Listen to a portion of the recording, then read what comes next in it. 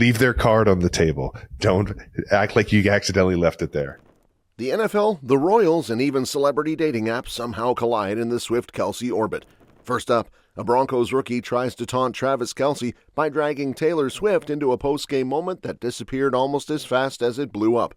And then, fans spot a surprise cameo on Travis's podcast, his own Chiefs coach hiding in the background.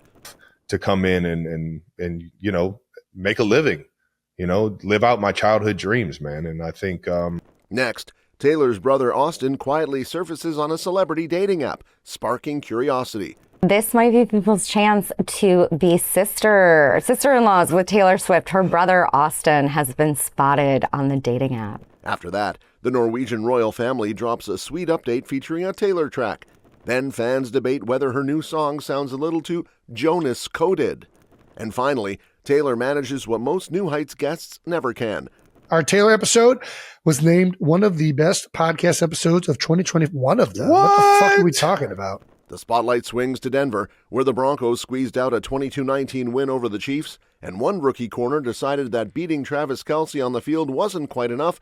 He wanted a little lyrical spotlight too. Right after the game, insiders say Jahdae Barron, the Broncos' freshly drafted corner with a whole lot of confidence and apparently zero fear of Swifties, hopped on Instagram and posted a shot of himself jumping over Kelce during a play. And then he went all shoot-your-shot energy by telling Taylor Swift to put him on a song, basically demanding it ASAP. The post mysteriously vanished less than a day later, which is hilarious because screenshots on the internet disappear about as well as glitter. Swifties had already pounced, reminding him that messing with their queen never ends well. Some even joked that if he wasn't scared of them yet, he absolutely should be, and honestly, they're not wrong. A few fans roasted him for chasing clout, claiming he was hunting for his 15 minutes like it was a lost fumble. Others brought up that whole C.J. Gardner-Johnson incident from the Super Bowl because clearly the Swifties have a long memory and zero chill when it comes to defending their fave. Meanwhile, Kelce is having one of those weeks where you hit a personal milestone but can't enjoy it because everything else is falling apart. The Chiefs are sitting at 5-5. The tight end walked right past reporters like he had dinner plans, and even though he just broke the franchise's all-time touchdown record, he's in no mood to celebrate. He basically made it clear that records don't mean much when the season feels like a slow-motion car crash. Mahomes, on the other hand, is owning it. He admitted the inconsistency starts with him. Some drives look effortless, others look like everyone forgot the playbook, and the road back into the division race is going to be rough. Next up is the 8-2 Colts, and the Chiefs are clinging to whatever hope they've got left, plus praying no more rookies try to get famous off their tight end's fiancé. And right as all that chaos is swirling, Travis hops onto his podcast and unintentionally gives the internet a brand new mystery to obsess over. Because of course he does. The man can't even sit in front of a bookshelf without starting a full-on fan investigation. This week on the New Heights episode, while Travis and Jason are busy talking about franchise records, rookie debuts, and whatever belly bucking is supposed to mean, fans suddenly freeze-frame the background and go, "Hold up, is that Andy Reid?"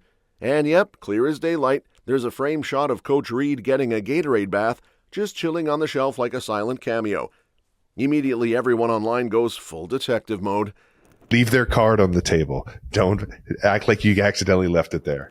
Some insiders say fans feel Travis placed that photo there on purpose, like a giant neon sign saying, "Relax, people, the man's not going anywhere."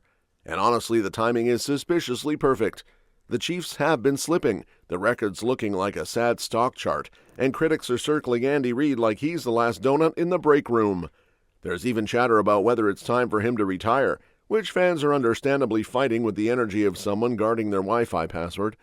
One fan insisted the team being 5-5 isn't a reason to panic, and that talking about replacing Reid is wild when the guy basically lives in the postseason at this point. Another doubled down, calling him the greatest to ever do it, and reminding everyone he's dragged the Chiefs to the playoffs for a decade straight, which is a flex if there ever was one. Then the speculation gets even juicier. Fans start claiming Travis put that frame up recently, like within the week recently, because apparently that spot has been bare in previous episodes. Others point out that Travis has a big heart, not just for Taylor, but for everyone in his circle, and this is totally the kind of subtle loyalty move he'd pull. But while Travis is sending subliminal bookshelf love letters to his coach, the internet suddenly shifts its attention to another Swift orbit. Apparently there's always a new Swift storyline waiting in the wings. This time, it's Taylor's brother Austin stepping into the spotlight, and not because he produced something. acted in something or saved the family cat. Nope. He might be looking for love on Raya, the celebrity dating app that's basically Tinder wearing designer sunglasses. Word is someone scrolling through the app did a double take after spotting a familiar face. Austin Swift, 33, bio polished, vibes calm, location set to Nashville, but with a casual flex about how he's bouncing between LA and NYC like he's racking up airline points. And his interests?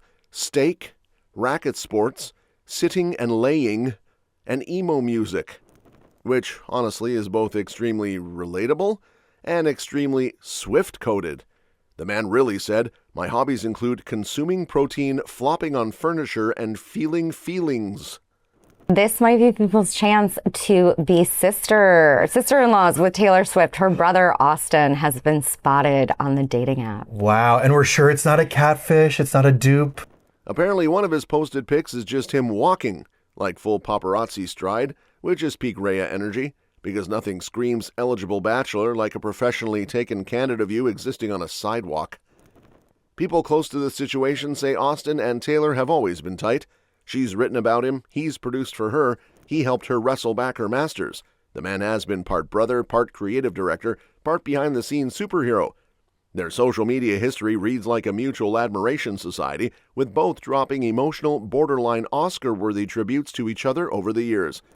And speaking of tributes, the universe clearly decided it was Taylor Swift Appreciation Week because suddenly even royalty is joining the fan club.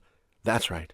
While the internet is debating Austin's dating profile and Travis's bookshelf diplomacy, the royal family of Norway pops up like, "Hi besties, we too are Swifties now." Out of nowhere, on a totally normal Thursday, the Norwegian royals hop onto their official Instagram to wish students good luck on exams.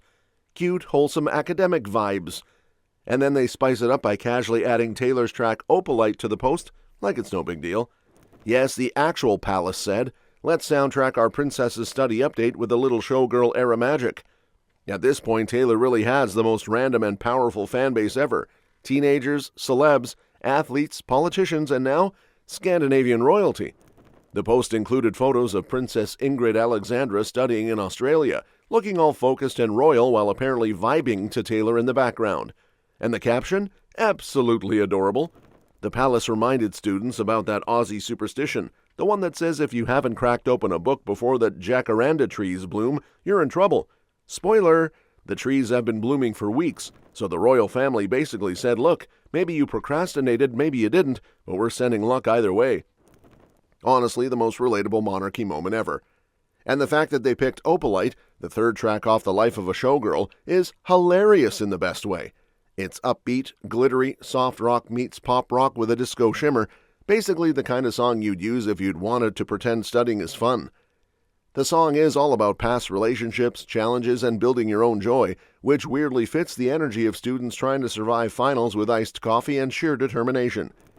And now that even Norwegian royalty is casually vibing to Taylor, the universe decides it's the perfect moment to stir the pot again, because apparently peace is not on the menu when Swift releases an album. Enter The Life of a Showgirl, her 12th studio album that blasted onto the scene on October 3rd, shattered records like they were made of thin glass, and wrapped everything up with a Sabrina Carpenter feature on the closing track. Cute, sparkly pop perfection, until fans started doing what fans do best, zooming in, overanalyzing, and going, wait a second, why does this beat sound like deja vu with extra glitter? That's when TikTok turned to the world's least official forensic lab. One user tossed both choruses, Taylor's track and the Jonas Brothers' Cool, into a side-by-side comparison, and suddenly, half the internet was clutching their headphones like they'd just uncovered a national secret. Another TikToker jumped in too, pointing out the matching chords with the energy of someone who definitely did music theory homework unprovoked. And honestly, the similarities are there. Not sue me immediately level, but definitely, interesting vibes. Reddit naturally took it further. Some fans insisted the song sounded identical when played back-to-back, like copy-paste identical, to the point they were almost offended by how close the match felt. Yet the Jonas Brothers and their writers aren't credited at all. It's just Taylor, Shellback, and Max Martin. Cue the collective eyebrow raise. And while half the internet is busy side-eyeing chord progressions, the Kelce universe keeps spinning, because now Taylor's popping up in a completely different storyline, and honestly, she just did something most guests on Travis's podcast never pull off. Her August appearance on New Heights didn't just boost views, it actually landed the episode on Apple Podcasts' Best of 2025 list.